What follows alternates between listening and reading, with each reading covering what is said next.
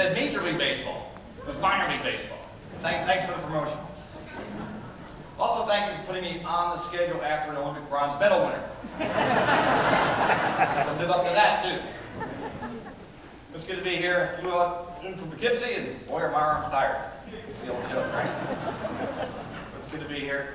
And, well, Paul did a great job, didn't he? Great story. Yeah. And you're going to hear some of the same things when I talk, because we're talking about champion mindset, champion habits. That's a lot what Paul talked about. Get a little different perspective from my experiences. 7 years old, second grade, cursive writing classes, clapping erasers, new vocabulary words. When I was 7 years old, my father took me to Shea Stadium in New York for my first ever Major League Baseball game. The Los Angeles Dodgers against the New York Mets. The Mets won 3-2. Sorry, Dodger fans. And I was hooked. From that day forward, baseball was my life all the way through childhood and through high school. I played baseball. I watched baseball. I studied the history of baseball. And in between living and dying with my New York Mets, I did just enough schoolwork to get by. In 1969, I was 9 years old. The calculators are going off again. The United States put a man on the moon. Some of you may remember that. In the eyes of this 9-year-old boy, though, my Mets did something even more remarkable. They won the World Series. Thank you. They won the World Series. Yeah. It was remarkable because, for those of you that know the team from back then, for 7 years before, they were the worst team in baseball history.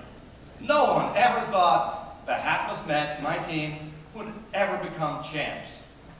Yet, they did. They did. And, you know, in the eyes of this 9-year-old boy, every player on that team was a hero. 40 years later, I can still remember their names.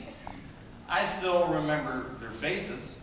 I can still see their faces in my mind's eye. I still remember their batting stances. And I can still recall their pitching motions. Most of all, though, I can recall the entire 28-man roster in uniform number order, and I can recite it in 30 seconds or less. The clock, please. Clock, please. Clock, please. They told me they could switch the clock up. Audio video. There we go. All right. One of you guys a hand, thank you. One more.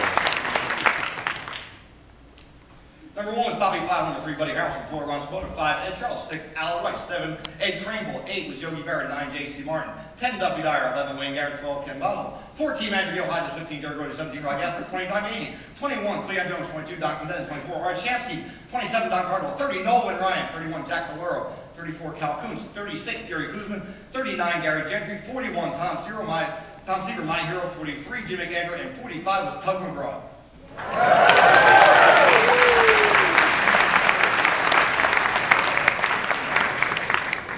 Now that begs another question that my wife asks all the time. So what? Skip, how come it is you can't remember my birthday? That's a story for another day. Here's my team up on the screen now.